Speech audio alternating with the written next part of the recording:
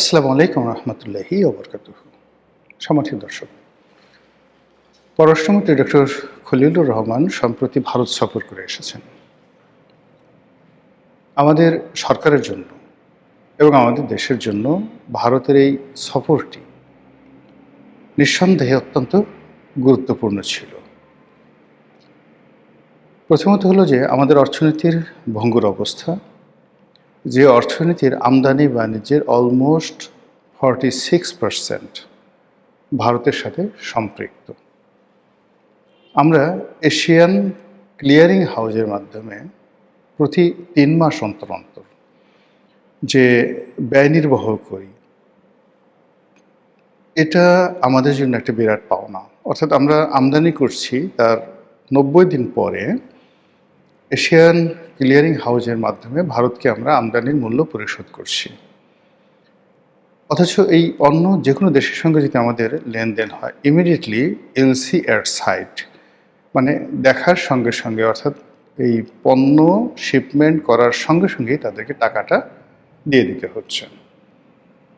কোনো কারণে যদি দেরি হয় তাহলে সেক্ষেত্রে সংশ্লিষ্ট এলসি ওপেনিং যারা ব্যাংক আছে তাদেরকে সুদ গুনতে হয়।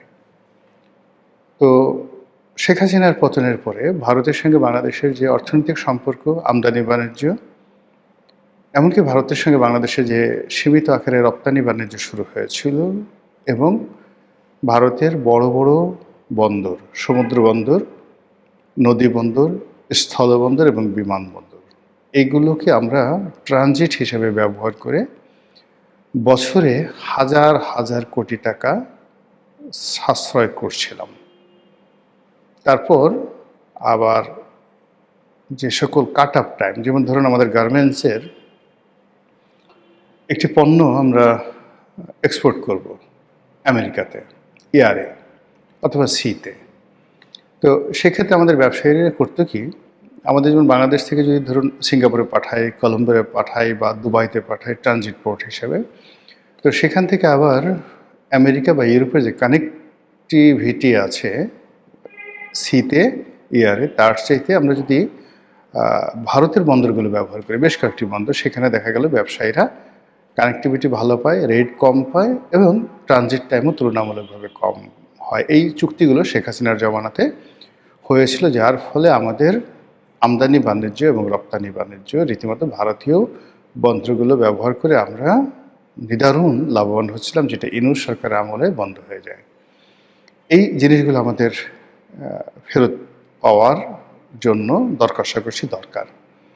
দ্বিতীয়ত হলো ভারতের সঙ্গে আমাদের যে পানি চুক্তি আছে, যেটি চলমান, গঙ্গা পানি চুক্তি, গঙ্গা চুক্তি, পদ্মা নদীর হিস্যা এবং পানি বন্টন, এটা খুব দ্রুত নিষ্পত্তি করতে হবে। এর কারণ হলো যত কিউসেক পরিমাণ পানি আমরা পাচ্ছিলাম শেখ হাসিনার জমানাতে, সেটা অন্তত যদি বহাল না থাকে বর্তমান সরকারের জন্য গলার কাটা হয়ে দেখা দেবে।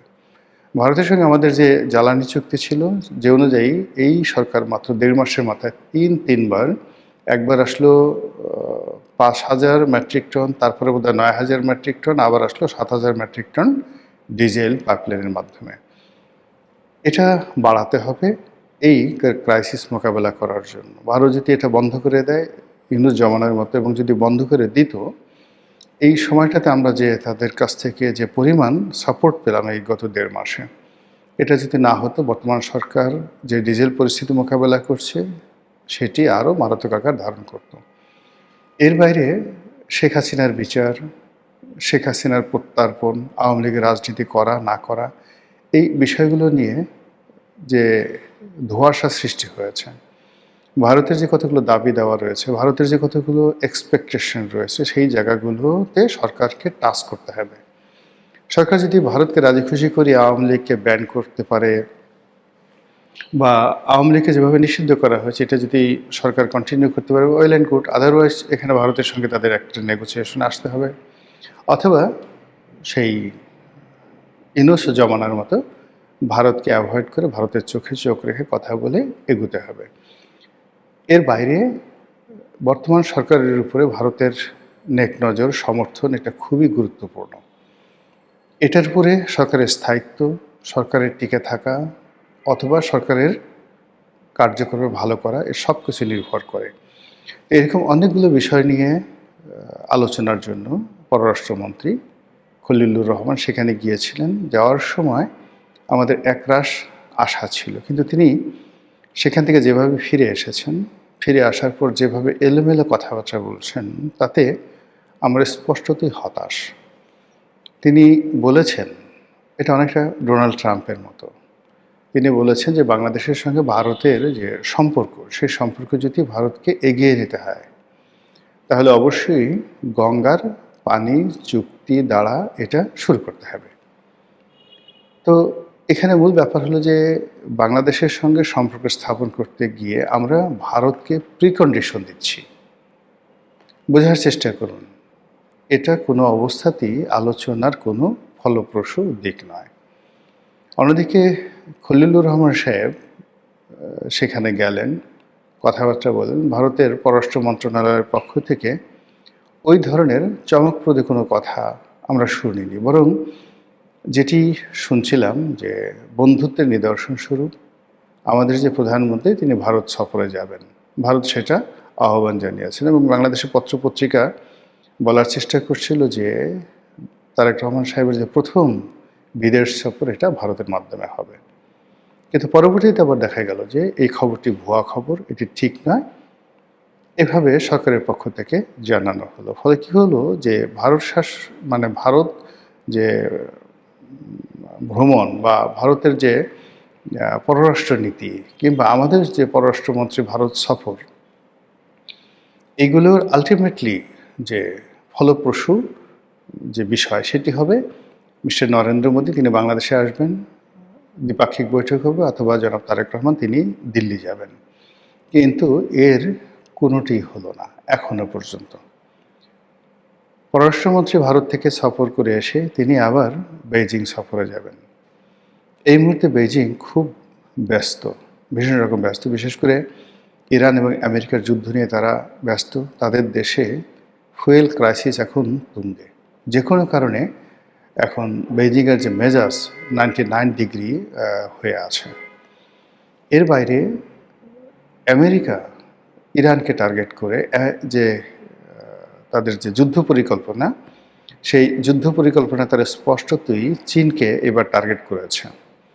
এর কারণ হলো যে আমেরিকা মনে করছে ইরানের যে সফলতা, সেই সফলতার পিছনে চীনের অস্ত্র, চীনের গোয়েন্দা তৎপরতা এবং চীনের যে যাকে বলা হয় ডিজিটাল প্রযুক্তি বা ড্রোন প্রযুক্তি, এটি যে কোনোভাবে হোক ইরানের কাছে নিয়মিত সরবরাহ করা হতো, যার ফলে যুদ্ধের ময়দানে ইরান অসম্ভব ভালো করেছে এবং আমেরিকাকে তছনছ করে ছেড়ে দিয়েছে। এখন যে অবস্থা দাঁড়িয়েছে, তাতে করে চীন খুব দ্রুত তাইওয়ানের ব্যাপারে সিদ্ধান্ত নেবে। ইরানের এই যুদ্ধের একটা ইতিবাচক ফলাফল এবং তার সঙ্গে সঙ্গে পাল্লা দিয়ে ইউক্রেন যে যুদ্ধ, সেই যুদ্ধের একটা ইতিবাচক ফলাফল একটু যাকে বলা হয় চীনের দিকে আসা মাত্রই চীন সেই তাইওয়ানের দিকে হাত বাড়াবে। আর সেই অবস্থাতে যখন তাদের পররাষ্ট্র মন্ত্রণালয় রাত দিন ব্যস্ত আমেরিকা, ইরান, ইউক্রেন নিয়ে, সেখানে বাংলাদেশের যে বিষয়টি, সেই বিষয়টি তাদের কাছে কতটা গুরুত্ব পাবে আই ডোন্ট নো। অথচ যদি এই সময়টিতে চীনে যাওয়া হয়, চীন মূলত আমাদেরকে এই মুহূর্তে অর্থনৈতিক সাহায্য ছাড়া আসলে তেমন কিছুই করতে পারবে না। কিন্তু আমার জানা মতে চীন সাধারণত বাংলাদেশের এই যে ক্রাইসিস মোমেন্ট, এই ক্রাইসিস মোমেন্টে তারা কোনো বিনিয়োগ করবে না।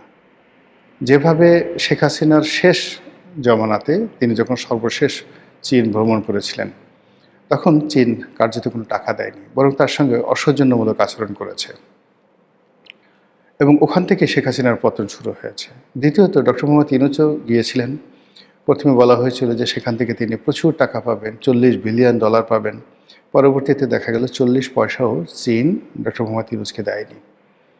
আবার এই মুহূর্তে যেটা আছে, ডক্টর খলিলুর রহমান যদি চীন যান এবং সেখান থেকে খালি হাতে ফিরে আসেন, তাহলে ভারত থেকে তার যে সফর, সেই সফরটা 100% নেতিবাচক হয়ে পড়বে। ফলে সরকার হঠাৎ করে এই যে ভারত সফরে গেল, সফরের পরে আবার এসে আমাদের যে পররাষ্ট্রমন্ত্রী, তিনি একেবারে চুপচাপ হয়ে গেলেন। তার সঙ্গে সঙ্গে তিনি সেই ভারতকে উল্টো শর্ত দিলেন যে বাংলাদেশের সঙ্গে সম্পর্ক করতে হলে গঙ্গা চুক্তি সেটা বাস্তবায়ন করতে হবে, বা গঙ্গা চুক্তিতে বাংলাদেশকে বেনিফিট দিতে হবে, পানির ন্যায্য হিস্সা দিতে হবে। তো এই যে সমস্যা, এই সমস্যাগুলো কেন হলো? আমার কাছে যেটা মনে হয় যে ডক্টর খলিলুর রহমান দিল্লি যাওয়ার পূর্বে ঘটা করে শিরীন শারমিন চৌধুরীকে গ্রেপ্তার করা, এটি রং মেসেজ গেছে দিল্লির কাছে। দ্বিতীয়ত, ১/১১ কুশীলব হিসেবে মাসুদউদ্দিন চৌধুরী এবং মামুন খালেদ, তাদেরকে গ্রেপ্তার করার পরে তাদের কাছ থেকে যে স্বীকারোক্তি আদায় করা হয়েছে, বা তারা যে স্বীকারোক্তি দিয়েছেন, যেগুলো পত্রপত্রিকা এসেছে এবং ওপেন সিক্রেট, সেখানে যে সকল কুশীলবদের নাম এসে গেছে তারা বাংলাদেশের সবচেয়ে বড় রুই কাতলা।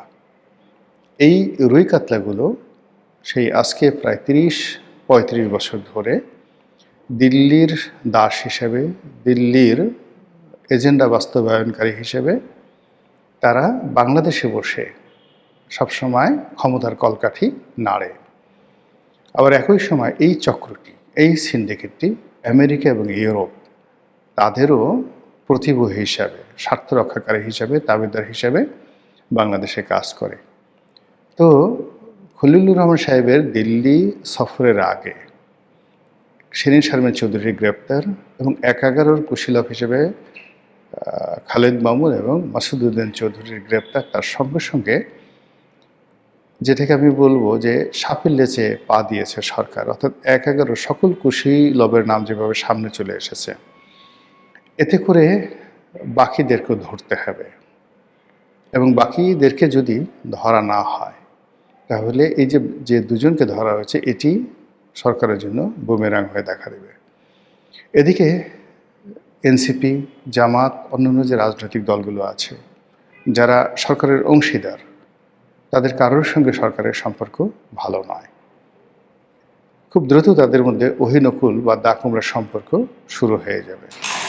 এছাড়া আরও যে জিনিস আছে সেটি হলো সরকারের যারা শরিক রয়েছেন সরকারের মধ্যে, তাদের সবার সঙ্গে সম্পর্ক নষ্ট হয়ে গেছে। সরকারের ভিতরে যে অভ্যন্তরীণ দ্বন্দ্ব সংঘাত, অর্থাৎ দলীয় নেতাকর্মীদের মধ্যে যে দ্বন্দ্ব সংঘাত, এটিও প্রকট আকার ধারণ করেছে। যারা এমপি হয়েছে, যারা হননি, যারা মন্ত্রী হয়েছেন, যারা হননি, আবার মন্ত্রী হওয়ার পরে যারা ভালো দপ্তর পেয়েছেন অথবা যারা পাননি, দপ্তর পাওয়ার পরে আবার স্বাধীনভাবে কাজ যারা করতে পারছেন তারা, বরং যারা পারছেন না, এগুলোর মধ্যে মানে দৃশ্যমান যে সকল বিরোধ আমরা দেখতে পাচ্ছি, তাতে করে সরকারের সামনের দিনগুলো মোটেও ভালো যাবে বলে মনে হচ্ছে না। মহান আল্লাহ আমাদের সবাইকে হেদায়েত দান করুন, হেফাজত করুন। আসসালামু আলাইকুম ওয়া রাহমাতুল্লাহি ওয়া বারাকাতুহু।